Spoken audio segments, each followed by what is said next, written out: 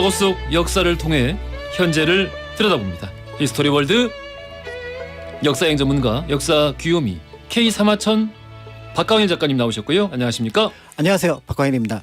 야사의 달인 역사 개그맨 킹과 제너럴 히스토리 프린스 썬킴 교수님 나오셨습니다. 안녕하십니까? 안녕하십니까. 역사계의 검은 고양이 네로 썬킴 인사드리겠습니다. 왜 오늘은 검은 고양일까? 오늘 네로 황제 얘기 좀 하려고. 아 그래요. 네. 알겠습니다.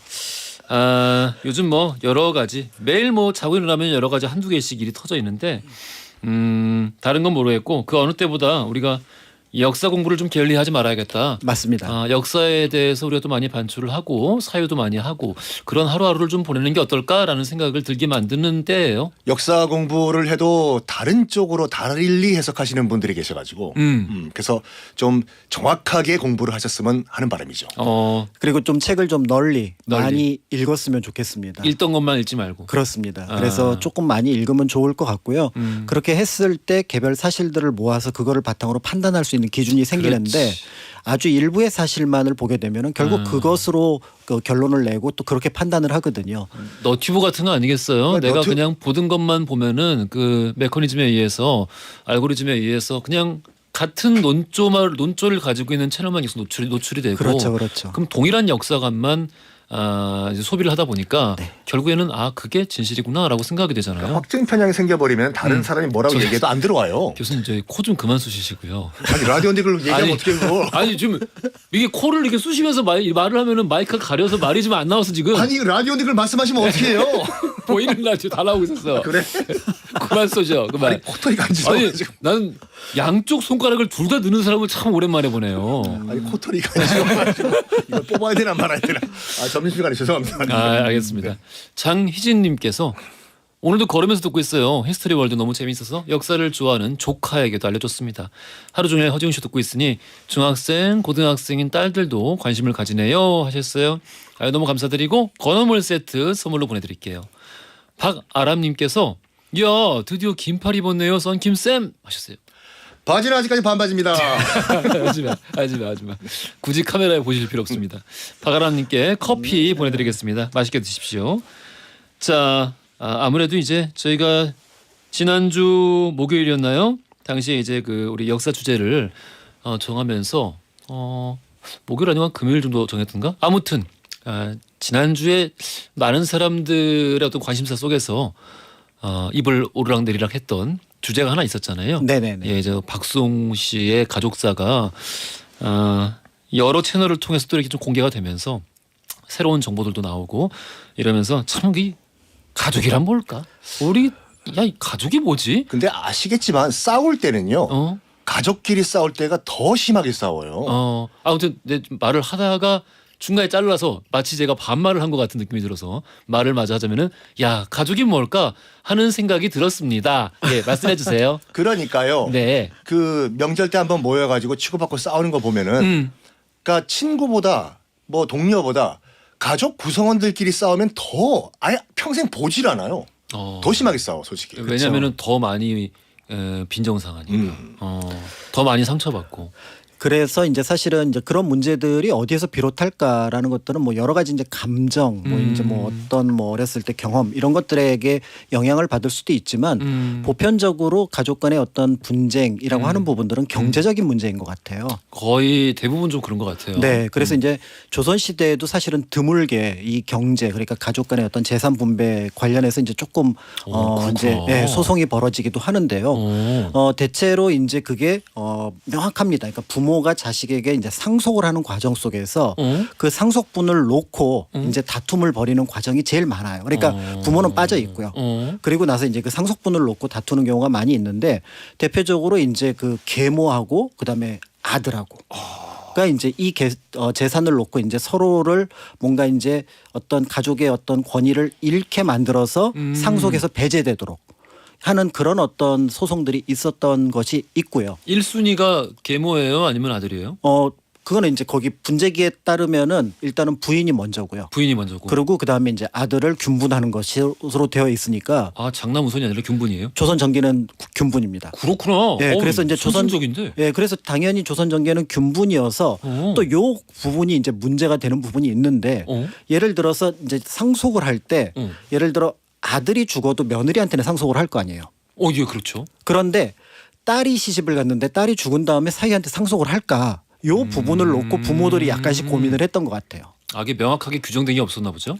왜냐하면은 그냥 균문이고 사실은 당대에는 이 이제 재산 상속을 하는 문서를 이제 분재기 또는 화해 문기라 그래서 화해라는 게 뭐냐면 서로 가족끼리 뭔가 이제 그 조화롭게 지냅니다. 어떤 그런 어떤 분위기를 이제 문서에다가 만들어놨는데 예. 여기에 이제 조건들을 이제 겁니다. 그래서 내가 원래는 1대 1대 1로 나눠줘야 되는데 얘는 내가 0.5밖에 못 주겠어. 뭐 이런 부분들이 있는데 그게 대체로 누구한테 걸리냐면은 사위한테 걸려요.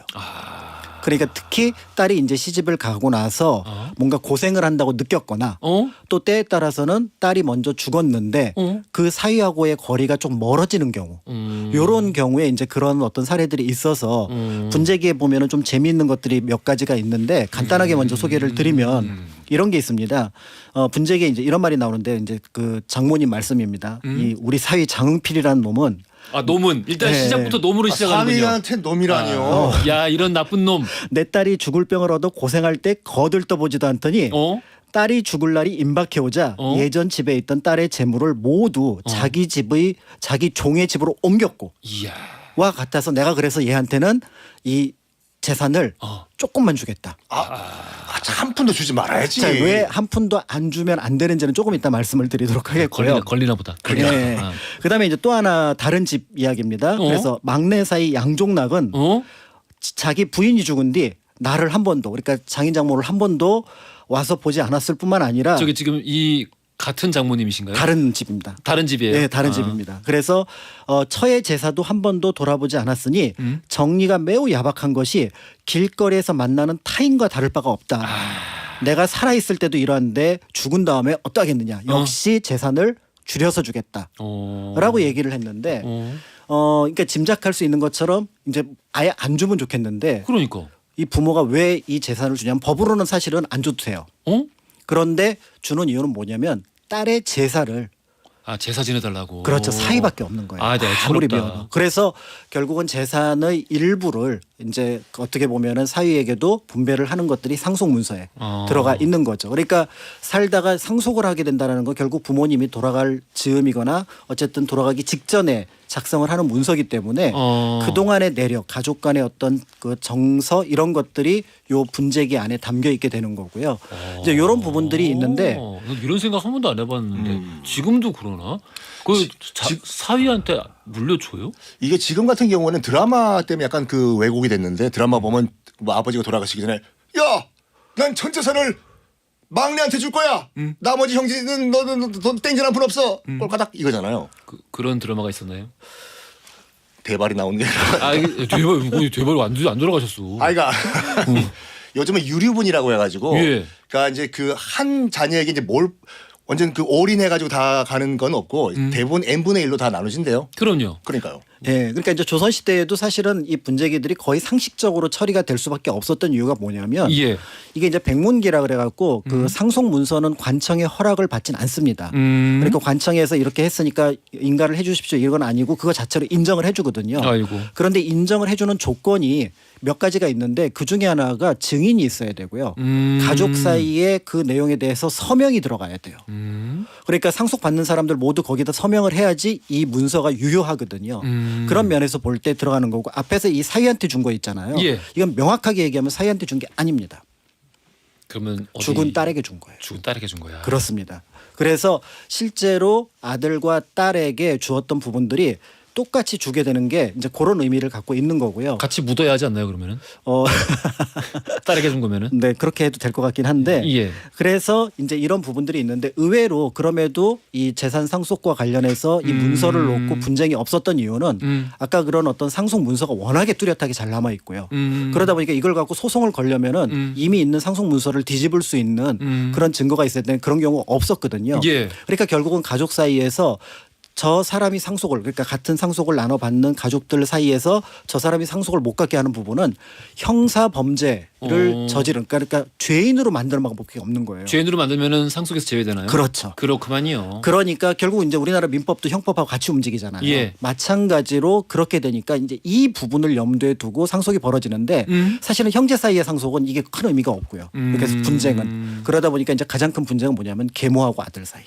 아, 거의 대부분 계모와 아들 사이에서 벌어졌다. 그렇죠. 그래서 이런 맥락 때문에. 그렇죠. 그런 면에서 이제 이 사건과 관련해서 조선 전기에 엽기적인 기상천외한 이 상속을 둘러싼 문제가 만들어졌고요. 그게 조선왕조실록에 주르륵 기록이 되어 있습니다. 그럼 이제 그 내용을 조금 이따가 말씀을 드리도록 해주시겠다. 하겠습니다. 네. 우리 썬킹 교수님도 우리 상당히 그 좀 내용이 튼실하면서도 길이가 좀 있는 박광일 작가님의 인트로가 있었습니다.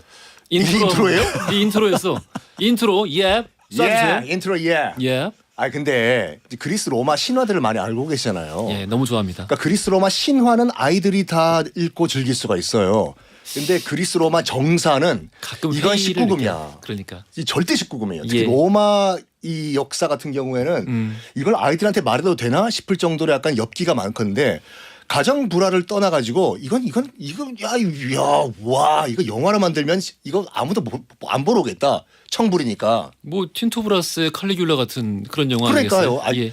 그러니까 오늘 여러분께 소개해드릴 얘기는 뭐냐면 그 로마의 4대 황제 클라우디우스. 예, 현재 응? 그렇죠. 현재 4대 현재 현명한 황제 4명을 일컬어서 4대 현재라고 하죠. 클라우디우스와 그 다음 황제 네로.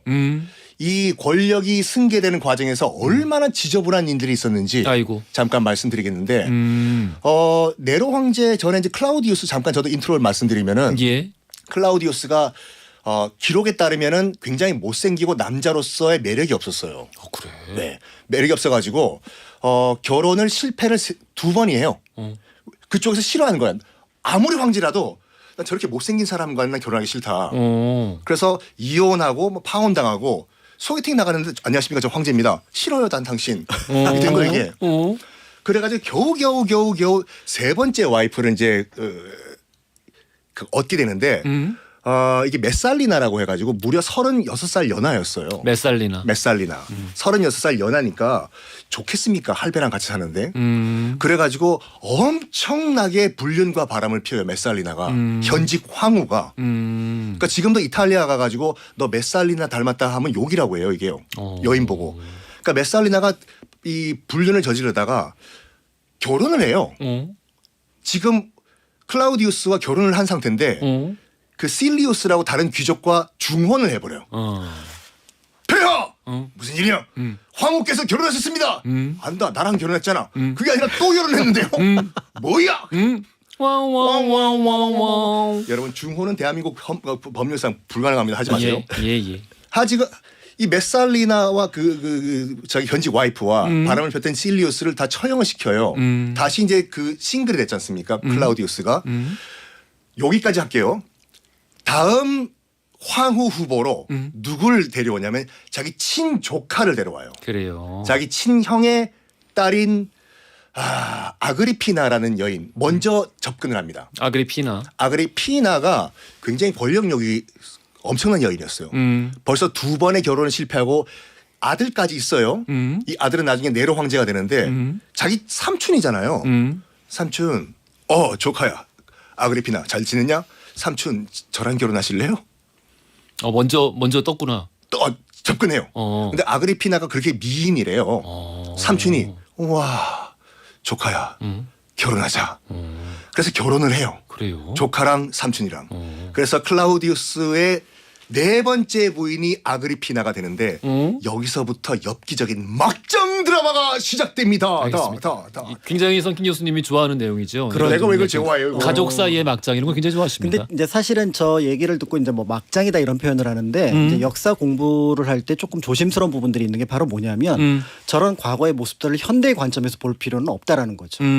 그러니까 이 내용들이 이게 그리스 로마에만 있는 게 아니라 맞아요. 신라에도 있고요. 그 모든 왕조 국가에서는 맞아. 이게 어떤 그 혈통을 보존하고자 하는 목적에서 그렇습니다. 워낙에 이제 그 같은 가문 안에서의 결혼을 이 뭐랄까요 권장하기도 했었고. 그렇죠. 그러니까 종례혼을 굉장히 많이 하게 되고요. 더 나아가서 종례혼이 아니라고 하더라도 겹사돈, 그러니까 이모랑 결혼하는 케이스가 고려 때 인종 때도 나타났던 것처럼 그런 면들을 보게 되면은 그러니까 이제 그런 것들이 우리 눈에는 굉장히 이상하다고 느껴지는데 그렇지. 거꾸로 생각하면 그만큼 역사가 그래도 조금씩 더 나은 방향으로 와서 지금 우리가 볼 때 그 이상한 겁니다. 그렇지. 그러니까 맞는 말씀이세요. 그 이집트의 클레오파트라도 자기 남동생이랑 결혼했잖아요. 예. 근데 이거 같은 경우에는 당시 로마의 그 원로원이 보기에도 조금 약간 심했나 봐요. 그래서 조카와 삼촌은 결혼 안 된다 했는데 클라우디우스가 밀어붙였어.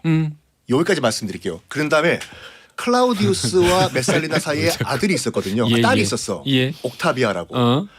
그다음에 그 아그리피나는 나중에 네로 황제가 되는 또 아들을 데리고 오잖아요. 예. 둘이 결혼시켜요. 그러니까 오빠 겸 남편이 되는 거예요. 그 이야기를 3부에서 이야기 나눠볼 거고 아까 그 왜 저기 네로 왕자 아버지 얘기하실 때 제가 이제 그 현재 말씀하시길래 저는 그 칼리귤라 아버지 4대 현재 말씀하신 줄 알았는데 오 현재 때 그게 아니라 다른 왕이군요. 네. 알겠습니다. 제가 개인적으로 로마 역사를 굉장히 좋아하는데 그 물론 이제 방금 말씀하신 지금의 시각에서 볼 때 좀 그 막장으로 보여지는 어떤 특히 좀 어떤 성문화 이런 그렇죠. 것들도 존재하긴 합니다만은 동시에 저는 그 로마 공화정이 그게 이제 세워지는 과정과 이제 몰락을 하긴 합니다만은 몰락하는 과정에 있어서까지도 저는 그 하나하나가 너무 아름다워 보이더라고요. 아름답다고요? 너무 완벽하고 정말 인간이 이게 정말 예전 아주 옛날 아주 먼 옛날의 일임에도 불구하고 이렇게까지 그 어느 시대나 빈부의 차이는 있는데 가진 자와 가지지 못한 사람 사이에 조화를 이루어내기 위해서 제도를 통해서 이들을 어떻게 더불어 살게 만들려고 노력을 했는가 체제라는 것들이 이게 보면 볼수록 너무 완벽할 정도로 아름다워 보여서 감탄이 나더라고. 지금 우리 옹디를 보니까 대생할 때 우리 쓰는 아그리빠 형상이랑 비슷하게 생겼어 지금. 제 친구가 옥타비아누스입니다. 아 그래요? 예. 어쩐지 향기가 나. 아그리빠의 몸에서. 향기가 그렇군요. 아 로마예요. 뭐야. 알겠습니다. 자 오늘 역사 속 가정부라 이야기 함께 해보고 있는데요. 3부에서 다룰 우리 예고까지 충실하게 또 말씀해 주셨습니다. 자 우리 여기서 돌발 퀴즈 드리겠습니다. 최근 우리 형법에 이 특례 조항이 논란이 되고 있습니다. 부부나 부모 자식 간에는 사기나 절도죄가 해당되지 않는다는 내용인데요. 친족 간의 재산 범죄가 빈번해지는 만큼 이를 폐지해야 한다는 목소리가 나오고 있습니다. 이 조항은 과연 무엇일까요? 보기 드리겠습니다. 1번 공소시효, 2번 병역특례법, 3번 친족 상도례. 이거 좀 많은 분들이 지난주에 들어서 아실 것 같긴 한데 이게 이제 일본어라는 주장이 있어요. 이게요. 친조상 도레와 난데스까? 정말 어거지다. 정말 어거지다. 네. 하지만 그래요. 훌륭한 힌트였습니다. 친조상 도레와 난데스까? 이게 친족상도례가 애초에 도입된 이유가 부모와 자식 사이에 그 사소한 다툼으로 가족 간에 불화가 생기는 걸 막기 위해서 이걸 만들었대요. 그렇죠. 맞습니다. 자식이 어떻게 네. 아버지를 고발하냐? 들으면 들을수록 이해가 안 돼요. 이건 조선 시대는 그 부모가 자식을 고발하고 그다음에 백성이 사또를 고발하고 그다음에 신하가 임금을 고발하는 것은 모두 범죄입니다. 그걸 세종대왕이 만들었잖아요. 그렇죠. 근데 그건 또 만든 이유가 있어요. 그때는 이제 중세니까. 아니 그리고 또 세종대왕이 중세라. 그리고 또 이제 복잡한 어떤 그 지방의 어떤 문제들이 있었는데요. 어쨌든 가족에 관해서는 그거를 어쨌든 용납할 수 없는 거다라는 부분이 이제 그게 현재까지 조금은 영향을 끼쳤다고 보는 거죠. 알겠습니다. 정답 아시는 분들 짧은 건 50원, 긴 건 100원이 드는 문자 샵1035나 무료인 글로 보내주시면 추첨 통해 선물 보내드리겠습니다. 이문세 알 수 없는 인생 들으면서 3부로 갈게요. 허지용 쇼.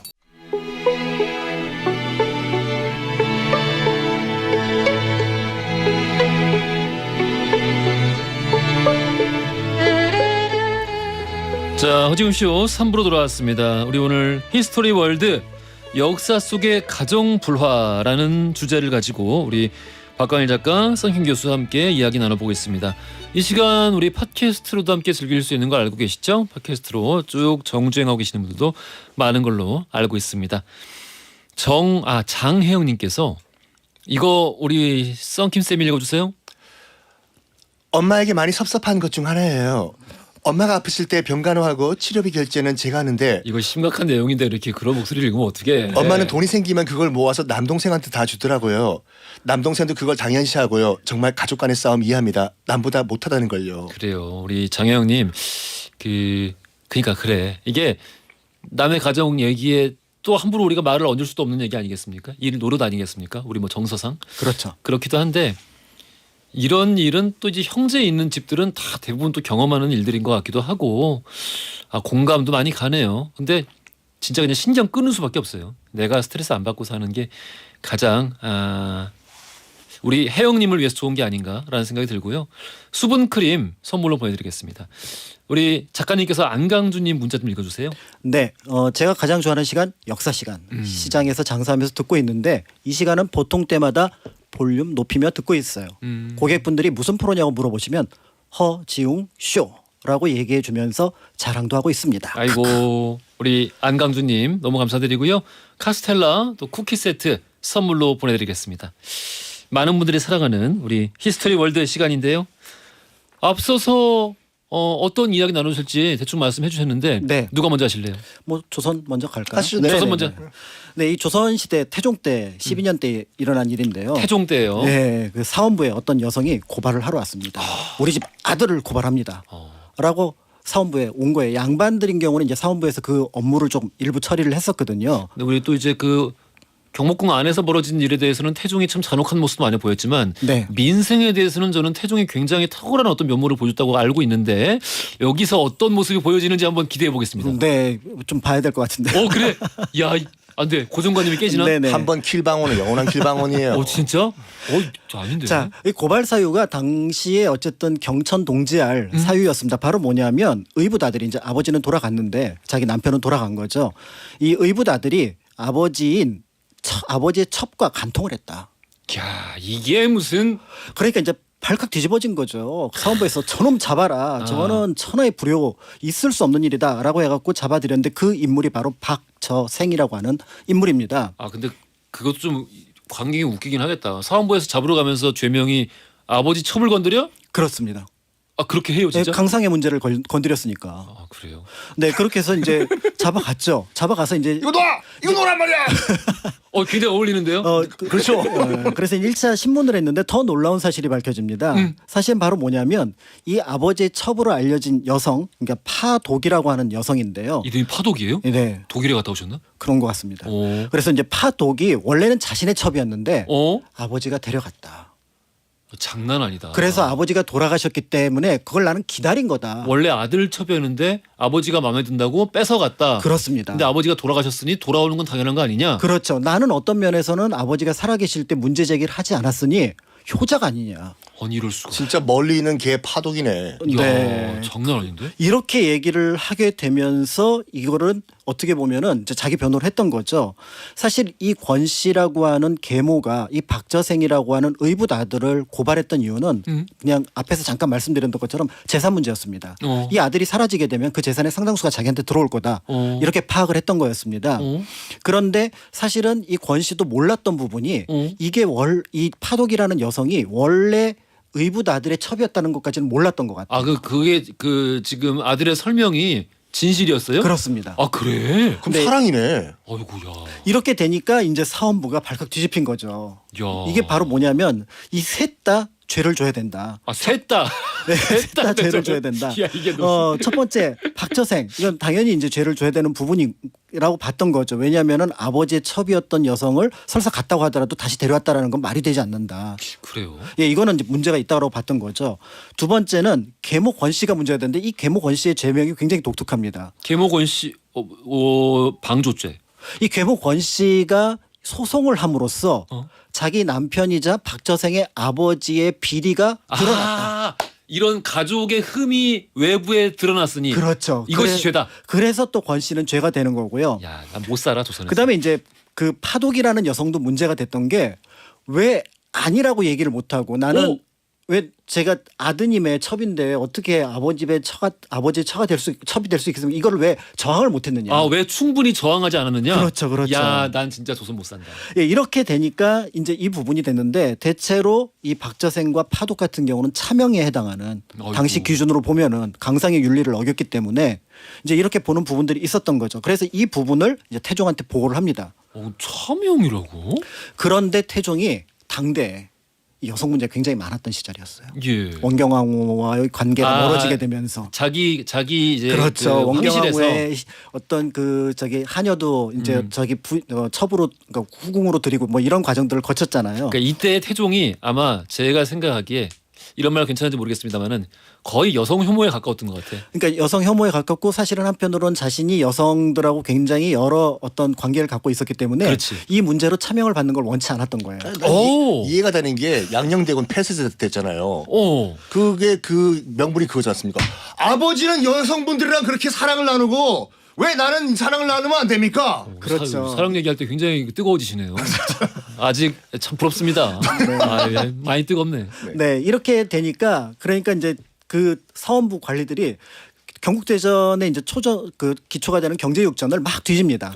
뒤졌더니 뭐가 나오냐면은 중대한 범죄는 3번까지 심사 가능하다. 아, 3번. 그래서 재판. 그래서 우리가 이걸 그 삼복제도라고 얘기를 하고 세종 때 자리를 잡았는데요. 이것이 역사적으로 처음 시행된 게 이 박저생 사건입니다. 아, 이게 단순한 민생 사건이 아니었네. 그렇죠. 왜냐하면 이게 그 양반의 문제이기도 하고 사원부에서 굉장히 중요한 어떤 강상의 문제라고 생각을 했으니까 이 부분에 대해서 이제 문제가 됐던 거고요. 아, 저는 그래서 과연 태종이 이거를 어떻게 처분을 했을지. 그래서 결국은 삼복을 하면서 죄가 점점 가벼워집니다. 아, 그래. 다행이다. 다행이다. 그래서 점점 가벼워져서 박저생, 곽씨, 파독 모두 약간의 경주모 90대, 100대, 120대이지만 곤장 맞고 귀양 보내는 걸로. 아, 저는 이걸로 역시 끝나는 줄 알았어요. 아니야? 이러면 이거는 뭐 허지용 쇼에서 나올 얘기가 아닌 거죠. 아니 왜 난 아주 태종이 민생에 대해서 굉장히 너그럽게 잘했다고 난 알고 있었는데. 자, 그런데 여기서 이제 그 박저생이 이제 귀양을 가 있는데 예. 그 상황에서 박저생의 아들이 신문고를 칩니다. 신문고를 또 외쳐.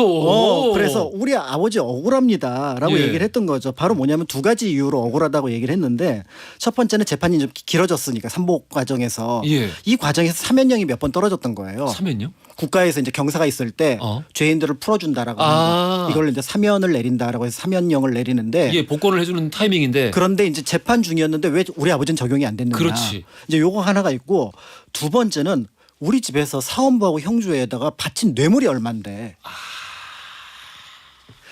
이게 이제 또 태종한테 들어갔습니다. 아이고. 그러니까 이제 여기에서 이제 문제가 생겨서 결국은 이제 다시 박저생은 잡혀오고요. 또 잡혀요. 더불어서 이제 재판에 이제 그 사법비리 그다음에 이제 공직기강 이 문제가 되면서 관리들이 전부 다 심할서 쓰고 밖으로 쫓겨나는 그런 상황들이 만들어지게 됩니다. 갑자기 스캔들이 됐네요. 그렇죠. 이게 정치 문제가 됐던 거죠. 예. 그래서 이제 박저생을 감옥에 가둬놓고 신문을 해야 되는데 탈옥을 했어요.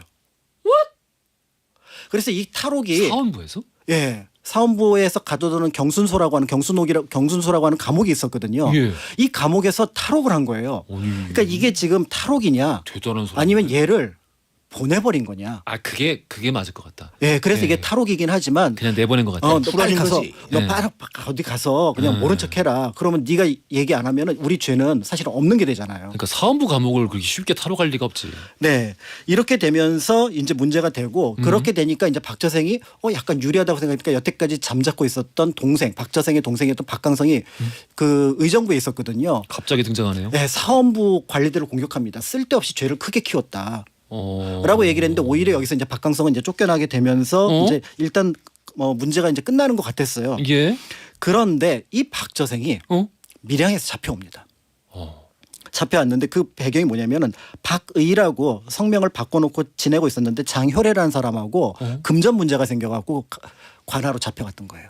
지금 탈옥 중 아니에요? 탈옥 중이죠. 탈옥 중인데 금전 문제가 생겼어요? 금전 문제가 생겨서 관아에 가서 소송을 하다가 이 사람이 원래 박저생이다라는 게 밝혀져갖고 또 서울로 압송이 되게 되는데요. 기소 중지당하는 놈이 지금 사기친 거 아니야 지금? 네. 만장하다. 그 과정에서 아까 말씀드렸던 뇌물 문제가 이제 본격적으로 다뤄지게 되는 거죠. 그러면서 결국은 이제 그 당시 대사원 허응이 유배를 가고 그리고 사원부가 관료 절반이 물갈이가 되는. 이 문제로 대사원이 유배를 갔다고요? 그렇죠. 뇌물을 받았으니까. 엄청나게 큰 정치 스캔들이었구나. 네, 이게 검사가 뇌물 받은 거잖아요. 예. 그러니까 이제 이게 검찰청의 절반이 물갈이를 하게 됩니다. 야, 이렇게 제대로 되니까 걸렸네. 이제 사원부가 너무 열받은 거예요. 또 열받았어요. 저 이상한 박재생이라는 인물 하나 때문에 우리 사원부가 완전히 어떻게 보면은 그 죄도 뒤집어쓰고 깨졌잖아요. 그러니까 그 나비 효과 아닙니까 결국? 그렇죠. 그 아비가 아들의 첩을 탐한 그 때문에 그렇죠. 이게 나비가 날고 날아서 여기까지 왔어요. 그러니까 이제 이게 뭐냐면 처음부터 이게 곽 씨가 잘못한 거다. 그래서 곽 씨를 불러다가 심하게 고문을 했던 것 같아요. 잠깐 곽 씨가 아까 계모. 예, 이 사람이 우리한테 고발 안 했으면 고발한 사람 아니 왜 고발한 사람은 잡아다 고문을 해? 그랬더니 곽 씨의 아들이면서 박자생의 이제 배다른 동생이죠. 박눌생이 이제 배다른 동생 새로 등장한 거죠. 예, 이제 계모의 그냥 그러니까 자녀, 친자식. 등장인물이 꽤 많네. 네, 그래서 박눌생이 이제 사원부를 또 공격을 한 거죠. 우리 어머니를 데려다가 고문을 했다. 또 이 사실이 태종에게 들어가서 나머지 사원부 관리들도 이제 유배를 가는 그런 어떤 일이 벌어지게 됐던 거죠. 그리고 이제 박재생은 다시 이제 귀양을 가게 되는데요. 또 귀양에 이제 울주로 지금 울산으로 귀양을 보냈습니다. 근데 여기서 또 도망가 버렸어요. 이 사람 이상한 사람이네. 예. 그래서 나중에 그 김화에서 그 잡혀가지고 다시 현지 사람의 토지를 빼앗으려다가 체포가 됐던 거죠. 그래서 결국은 한양으로 압송되어서 사원부에서 이 사람은 아까 말씀드렸던 강상의 문제가 아니라 국가를 혼란에 끼치게 했던 그런 어떤 문제다라고 해서 이건 중죄로 다뤄야 된다라고 신문을 받던 중 감옥 안에서 자살한 것으로. 또 그 자살했어요 또. 그렇죠. 근데 이 자살도 의문스러운 자살인 거죠. 근데 이분은 그 지금 지은 죄가 너무 많아서 이 하나하나 헤아릴 수가 없는데 쭉 듣다 보니까 이분은 그냥 그 선 오브 호러라고 있지 않습니까? 네. 그런 거 아닙니까 그냥? 아직 뭐 호러가 들어오기 전이죠. 병자호란 이후의 얘기긴 그만해. 하니까요. 네. 그렇긴 하지만 어쨌든 이 사건으로 인해서 조선 초기 태종 때 사원부가 큰 곤욕을 겪었는데 사실은 아주 단순하게 계모와 그다음에 어떻게 보면은 아들 사이에서 의붓 아들 사이에서 벌어졌던 재산 문제가 정치 문제, 사회 문제로 비화됐던 하나의 사건이고요. 결국 이제 이런 문제들이 이제 보통 우리가 알고 있는 가정의 문제가 이제 바깥에 영향을 끼치게 되는 어떤 사례로 볼 수가 있는 거죠. 첩을 뺏고 뺏었으니까 사랑 문제로 시작한 거 아닌가? 그렇죠. 처음에는 이게 또 사랑 문제였던 거죠. 뭐든지 사랑이 문제예요 진짜. 그래. 또 사람 얘기 나오니까 굉장히 뜨거워지시네요. 아이, 요즘 무슨 일이 있어요? 날씨가 추워요. 자, 알겠습니다. 그러면 우리 또 무대를 재밌었어요. 이런 일이 있었구나 조선 초기에. 야, 태종 고생 많았네. 고생 많았어요. 장난 아니네요. 아무튼 자 우리 로마로 옮겨 보겠습니다. 자, 로마의 4대 황제 클라우디우스 남자로서 매력이 전혀 없었어요. 결국엔 자기 조카, 친조카예요. 자기 친형의 딸이랑 결혼을 했어요. 뭐 정치적인 이런 무슨 뭐 야망 이것 때문이 아니라 정말 사랑해서 예뻐가지고 조카랑 결혼합니다. 그 아그리피나라는 여인. 그 아그리피나는 이미 2번의 결혼을 실패하고 아들까지 있는 상태였어요. 아들은 나중에 네로 황제가 되는데 일단 자기 삼촌과 결혼했어요. 삼촌이자 내 남편이야 지금. 그런데 지금 정치적 야망으로서 지금 삼촌과 결혼을 했는데 삼촌이 너무 정정한 거예요. 삼촌이 정정해. 그러니까 삼촌 겸 남편이 없어야지 내 아들 네로가. 다음 황제가 될 수 있잖아. 그래가지고 독사를 시도를 합니다. 그래요. 이 클라우디우스 황제가 굉장히 일벌레였어요. 저처럼 굉장히 일 많이 하고 밥을 폭식 밤에. 그래가지고 특히 버섯 요리를 굉장히 좋아했다고 하는데 쎄하다. 버섯 좋아요 이거. 쎄하다 쎄. 쎄. 그래가지고 어느 날 퇴근하고 돌아온 클라우디오. 여보 나 퇴근했어. 식사하세요. 당신이 좋아하는 버섯죽이에요. 버섯죽 안에 독을 탄 거예요. 남편 죽으라고. 황제를 죽이려고. 근데 죽을 허겁지겁 먹긴 먹었는데 남편 클라우디우스가 약간 맛이 이상한 거야 이게. 그렇지. 그래가지고 토해냈어요. 다 토한 거예요.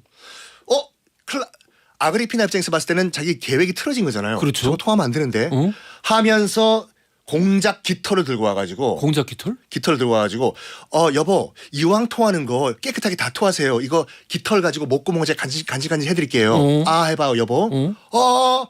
깃털을 목구멍에 넣고 기도를 막아버려요. 깃털로요? 깃털로.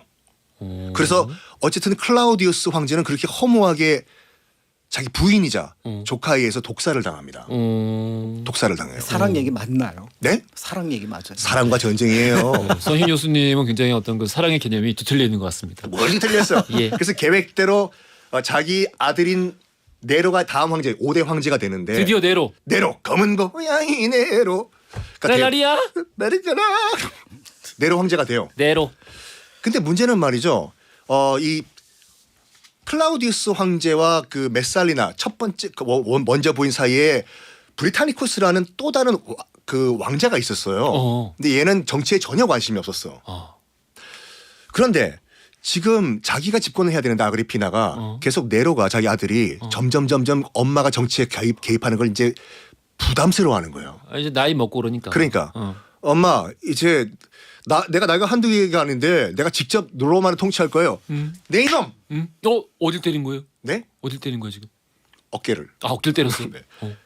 그 문장왕후 같이 어. 네가 누구 덕분에 황제가 됐는데 네가 누구 덕분에 황제가 됐는데 네 이놈. 네 어미의 덕을 지금 모르는 거야 이놈. 엄마가 뭔데요? 이 나라의 황제는 저 네로예요. 네 이놈.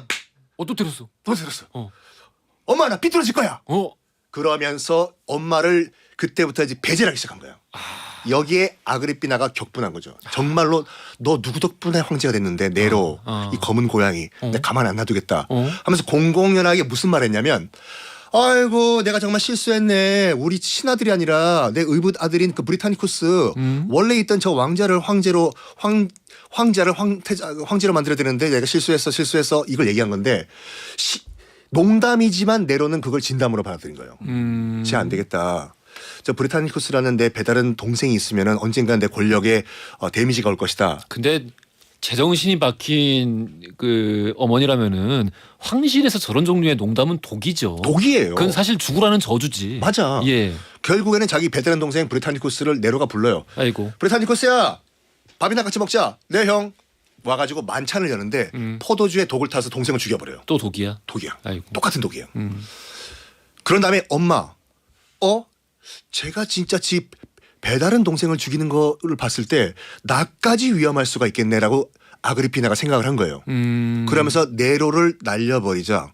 그리고 내가 친정을 하자라고 결심을 했는데 네로가 또 그걸 가만둘 리가 없죠. 아무리 엄마라고 하더라도 권력은 아들과 엄마 사이에든 나누는 게 아닙니다. 하면서 엄마를 암살 시도를 해요. 아이고. 똑같은 독으로. 근데 독계에서는요. 독계라는 게 있나요? 예. 독계. 독필드에서는 예. 엄마가 선배였어. 해독제를 들고 다닌 거예요. 평소에요? 그러니까. 그러니까 지금 그 네로가 자기 의붓 동생, 배다른 동생 죽였던 그 독약보다 한 단계 업그레이드 돼 있는 해독제를 들고 다닌 거예요. 그래서 독을 먹여도 엄마가 안 죽어. 야, 우리 엄마 죽었어? 오늘 했으면 조깅 하시던데요. 하나, 둘. 나 해독제 있어. 이렇게 된 거예요. 근데 도저히 안 되겠다.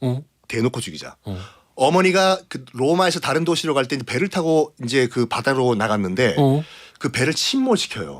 이거 옛날에 그 조선 초기에 그렇죠. 예, 그 고려 왕시들 죽일 때 했던 방법이 똑같은데. 강화도와 거제도에서. 예. 근데 아그리피나가 수영의 선수였어요. 침몰하는 배에서 수영을 하다가 나와. 하프. 그 정도 되면은 그냥 그 한 100살까지 사시겠는데요. 장수하실 것 같은데. 이때부터 약간 코미디가 되는데 그 바다에서 배는 침몰했는데 아그리피나는 수영을 저병을 해서 나오는 거예요. 배영도 하고 이렇게. 안 되겠다. 이길 수 없다. 나는 수 없다. 나의 어머니를 이길 수 없다. 이길 수 없다. 대놓고 자기 밑에 있던 해방노예 한 명을 아이고. 보내서 어머니를 죽이라고 명령을 내려요. 이런 나쁜 놈. 그래서 해방노예 그 밑에 있는 그 부하죠. 네로가 보낸 부하가 칼을 들고 아그리피나가 있는 곳으로 갑니다. 그리고 정말 황제 명령입니다. 돌아가셔야 되겠습니다.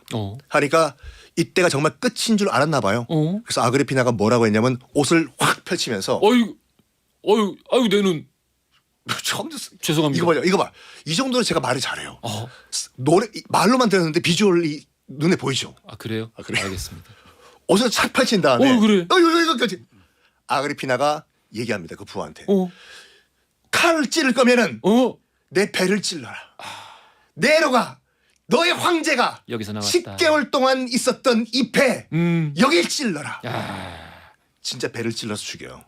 이때부터 네로 황제가 아무리 폭군이라고 하더라도 이땐 폭군이 아니었어요. 어머니가 미웠던 것뿐이죠. 어머니를 죽였는데 친엄마를 제정신이겠습니까? 이때부터 망가지기 시작한 거예요. 그렇구만요. 네. 나라가 저 모양이니까 기독교에 지지. 뭐라고요? 나라가 저 모양이니까 기독교에 지지. 아이고. 똑같은 폭군인데 저기 조선에서는 자기 친엄마 죽었다고 연산? 연산은 또 그때부터 폭군이 되기 시작하잖아요. 그러네요. 네로와 연산은 정말 180도 달랐네요, 진짜. 네로. 글쎄 사실 네로 황제 같은 경우는 로마를 불태운 혐의로 또 우리 많은 사람들의 기억 속에서 우리 아주 악한 황제로 또 많이 기억이 되고 있는데 그 로마 불태운 내용에 대해서는 또 한 번 전에 얘기 한번 해주시기도 했어요. 그렇죠. 네로가 불태운 게 아니라 네로는 그렇지. 정말 그 화재 진압하려고 노력을 많이 했어요. 개인적으로 네로를 많이 좋아하시는 것 같아요. 제가 최양락 씨를 좋아합니다. 네로의 어떤 그 환생. 저 로마 황제로 생각해 주시네요. 랄라리아 한번 해보세요.